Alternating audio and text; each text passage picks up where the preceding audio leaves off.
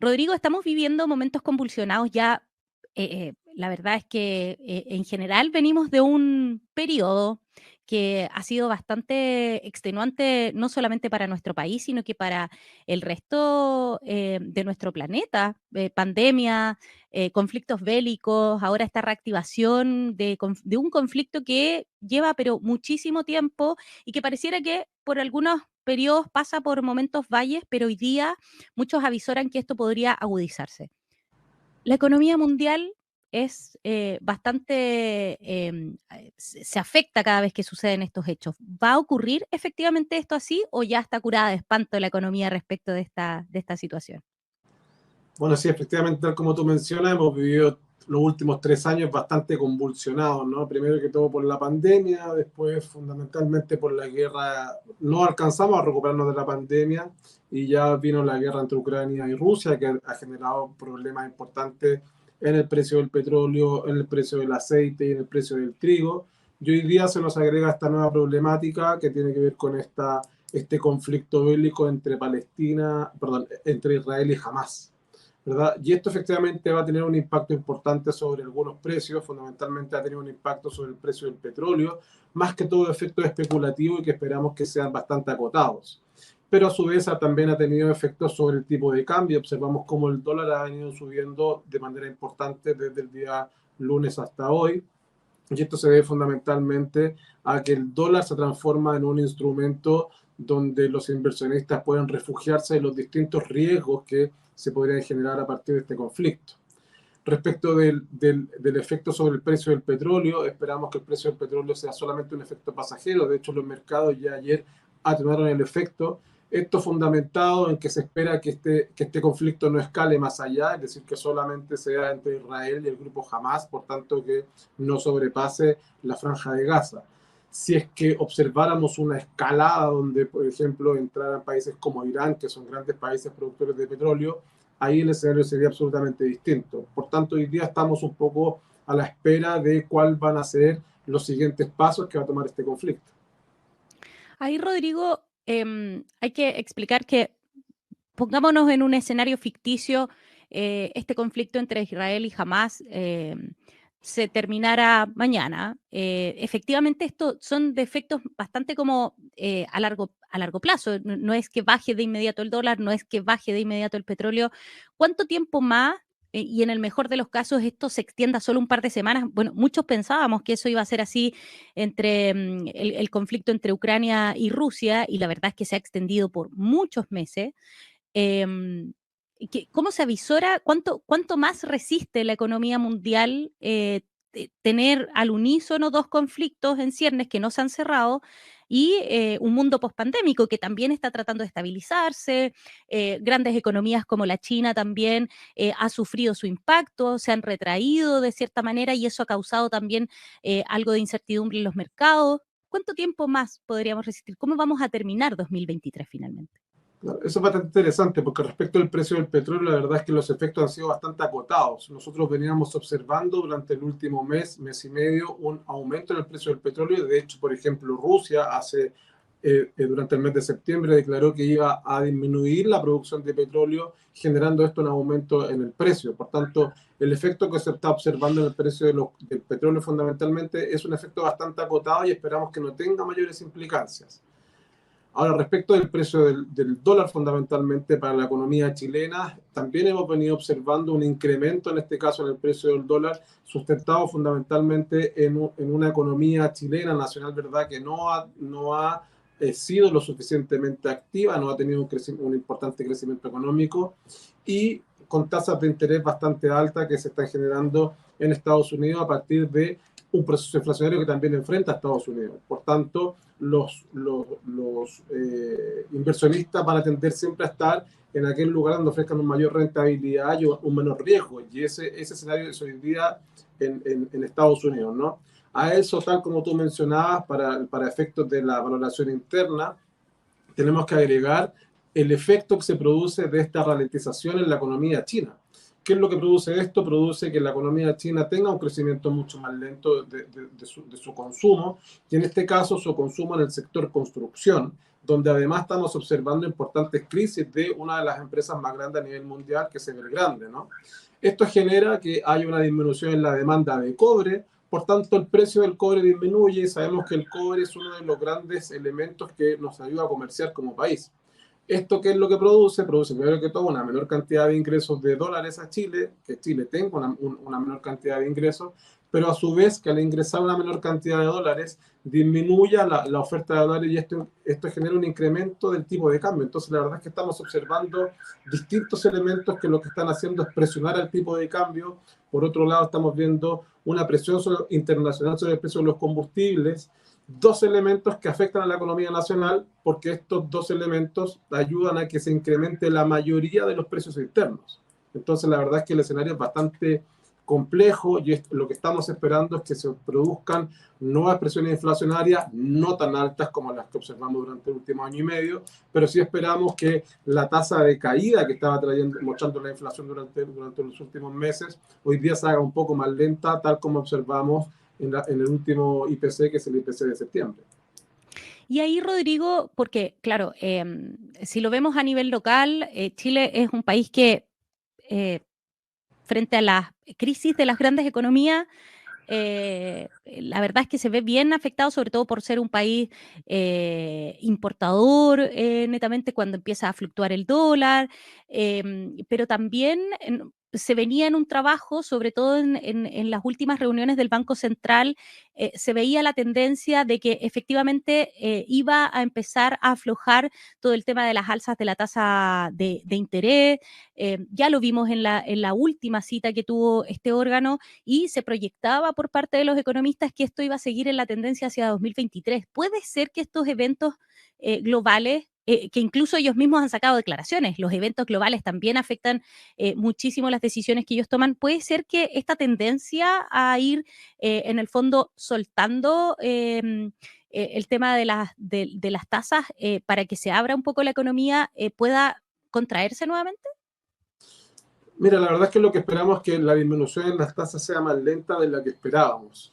Se estaba discutiendo en el mercado fundamentalmente y en el mundo de los economistas si la próxima tasa de baja, o sea, la baja de tasas, perdón, iba a ser de un 1 o un 70, o 75, 0,75%.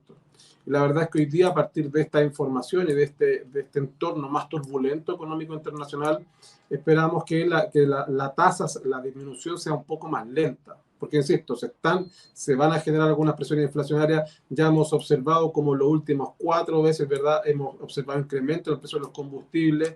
Esperamos que en la próxima informe suba nuevamente el precio de los combustibles, pero con esta información que tenemos de alza del precio del combustible internacional y alza del precio del dólar, no solamente deberá ser la siguiente, sino que deberán ser por lo menos unas 2 o 3 alzas nuevamente. Y esto evidentemente va a presionar a los precios, va a generar alguna presión inflacionaria que debiera ser de algunas décimas solamente, y esto nuestras estimaciones es que la inflación se va a ubicar a final de año cerca de un 5% y no en el 4,3%, que era lo que estaba proyectando el Banco Central. Esto como implicancia tendría, insisto, que la disminución en la tasa de política monetaria no va a ser tan acelerada como esperábamos hace un par de semanas atrás.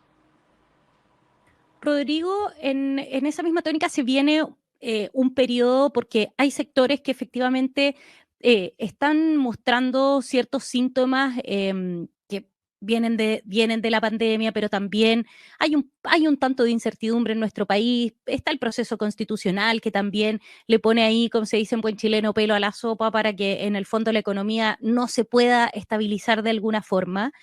Pero se viene un periodo importante, sobre todo, por ejemplo, para el comercio minorista, que ha estado muy golpeado con bajas durante todo el año, y también sectores como la construcción, que durante esta temporada empieza a visorar a gente que pueda ir comprando a lo mejor alguna vivienda o nuevos proyectos. Podría ser que estos últimos eventos, este último ya periodo, ni siquiera hablemos de trimestre, porque octubre ya casi llegamos a la quincena de octubre, estos últimos 2 meses y medio que quedan de 2023, puede ser que le puedan dar un poco de oxígeno a estos sectores, que también son muy importantes para el tema de la reactivación económica. Sí, la verdad es que yo lo veo más complejo, ¿no? no veo buenas luces al final del túnel, fundamentalmente orientado a que hay un clima de incertidumbre. Hay un clima de incertidumbre mundial donde estamos observando un dólar que está siendo cada vez más caro. Por tanto, la verdad es que la percepción de los mercados es que hay un mayor riesgo constantemente.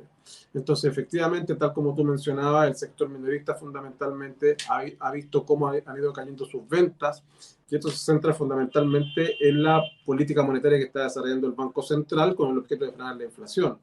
Pero a su vez estamos observando cómo esto está afectando al empleo. Vemos un desempleo que está constantemente aumentando. Por tanto, la verdad es que los consumidores no tienen buenas expectativas, por tanto, se hace bastante complejo este escenario de aquí a final de año, por lo menos. Estamos conversando con el economista Rodrigo Palma de cómo este conflicto, este recrudecimiento del conflicto entre Israel y el grupo Hamas han ido también afectando todo lo que es la economía, una economía que le ha costado ir levantándose, sacudiéndose la pandemia también y por supuesto una serie de hechos que han ido ocurriendo en el mundo. Rodrigo, quiero más allá de la contingencia porque en el fondo, el que tengamos un dólar alto significa que varios productos de los que compramos en el supermercado estén altos, varios también de los servicios, en general somos, ya decíamos, un país importador, y lo que se nota es esa sensación de, hoy antes iba con 10.000 pesos al supermercado y traía un montón de cosas, ahora ya traigo menos. Eh, Quiero ir un poco más hacia lo profundo porque muchos dicen que este tipo de conflictos y este tipo de situaciones en la economía nos hace replantearnos como país qué tipo de país queremos ser desde la perspectiva de los servicios.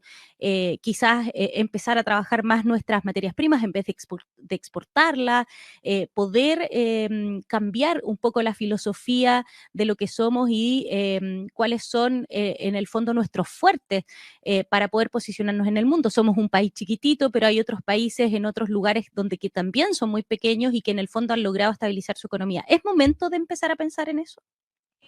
Yo creo que sí es el momento para poder pensar en este tipo de situaciones. Yo creo que es un momento propicio precisamente porque además el país está desarrollando una serie de reformas que efectivamente lo que hacen es encarecer los procesos productivos, como por ejemplo son la disminución de la jornada laboral, ¿verdad? Y además tenemos que sumarle el aumento del salario mínimo, que son efectivamente políticas positivas para los trabajadores. Pero a su vez también tenemos que pensar de qué manera hacemos que el país sea mucho más productivo.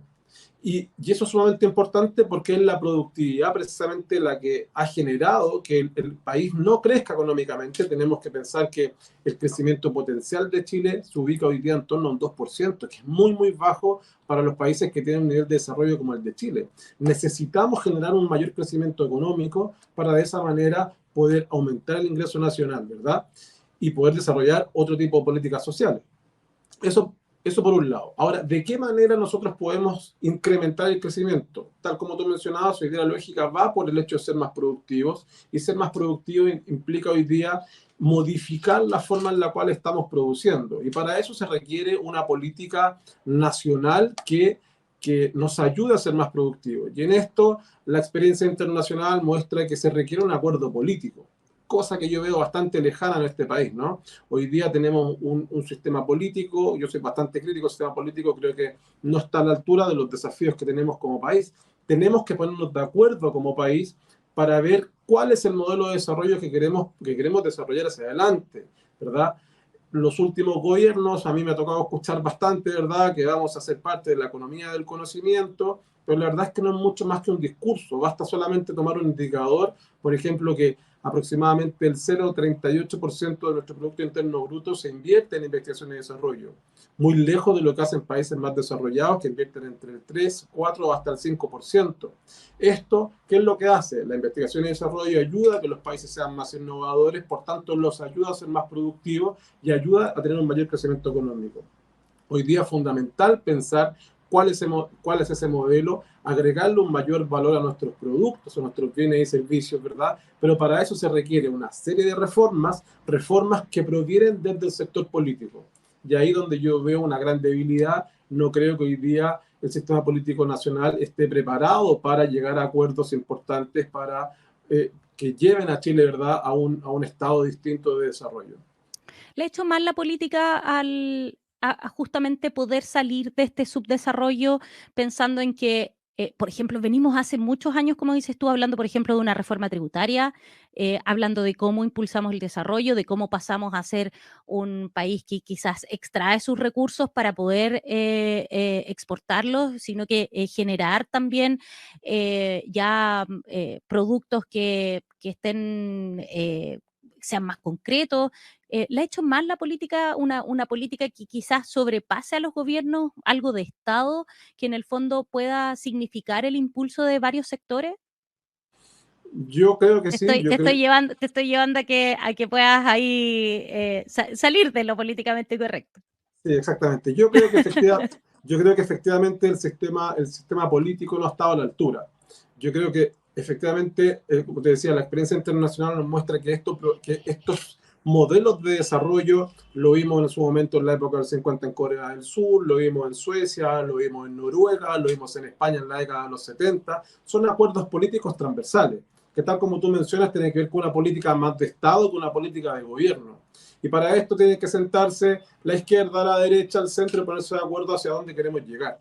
Y hoy día, como está estructurado el sistema político chileno, la verdad es que la discusión es bastante simplista. La discusión hoy día gira en torno a cómo le hacemos la vida imposible al que esté de turno en el gobierno. El gobierno actual lo hizo con el gobierno anterior y hoy día la oposición lo hace exactamente con el gobierno. La verdad es que no observo una política de Estado que esté buscando efectivamente mejorar las condiciones a nivel país. Hay algunos esfuerzos, insisto, como por ejemplo proyectos que me parecen interesantes de la perspectiva de lo que ha desarrollado el gobierno, la ley de 40 horas, porque es importante la salud mental, es El pacto importante que las fiscal ahí, personas... Rodrigo, ¿te parece interesante? ¿Es una buena propuesta el pacto fiscal? Me parece que es un esfuerzo interesante, ¿no? Me parece que es el esfuerzo que tenemos que desarrollar, me parece que tenemos que ir mucho más allá. Efectivamente, la carga tributaria que tenemos en Chile es mucho más baja que la carga tributaria que tienen los países más desarrollados.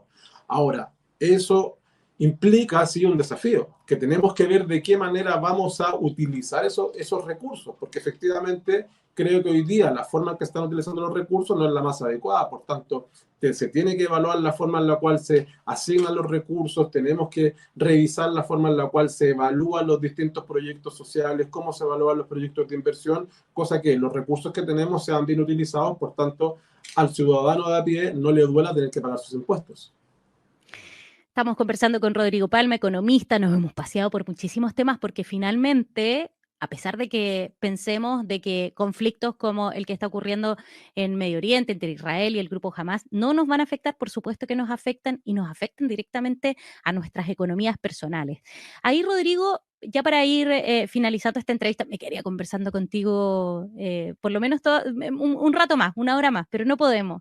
¿Qué le aconsejamos a las personas? Porque viene, yo ya lo decía, estamos pero ya encima de fin de año y fin de año siempre significan las fiestas, la Navidad, mucha gente que se endeuda, vienen también las vacaciones, que también es otro ítem que ahí las familias quizás no generan el tema del ahorro y también buscan créditos. Hoy día está muy complicado, sobre todo porque pedir un crédito está muy caro. ¿Qué se le aconseja en este último periodo de 2023 a las familias justamente? ¿Qué pasa con los ahorros? ¿Qué pasa con las finanzas? Hay un tema también de empleo importante, ahí hay bastantes desvinculaciones en muchas empresas. ¿Qué se le aconseja hoy día a quienes nos están escuchando a través de esta entrevista para terminar 2023? Fundamentalmente ser cautos, no dejarse llevar por las buenas expectativas que podría tener uno en algún momento. Estamos en un escenario muy convulso, tanto para la finalización del año 2023 como al menos el primer trimestre de 2024. Por tanto, la recomendación es a planificar, tratar de no generar deuda, si bien es cierto que hoy día las condiciones de la deuda se van a ir facilitando cada vez más y el acceso al crédito va a ir nuevamente volviendo a ser más accesible, ¿verdad? Hay que tomárselo con cautela porque el empleo no está mejorando, insisto. Entonces, yo creo que hoy día hay que tratar de ajustar y hay que tratar de ser un poco más realista, que los gastos se ajusten mucho más a los ingresos, tratar de ahorrar un poco, porque no sabemos exactamente qué es lo que va a pasar de aquí a marzo del próximo año, donde sí esperamos que ya empiece a haber una mejoría fundamentalmente en las condiciones de empleo y en el crecimiento económico.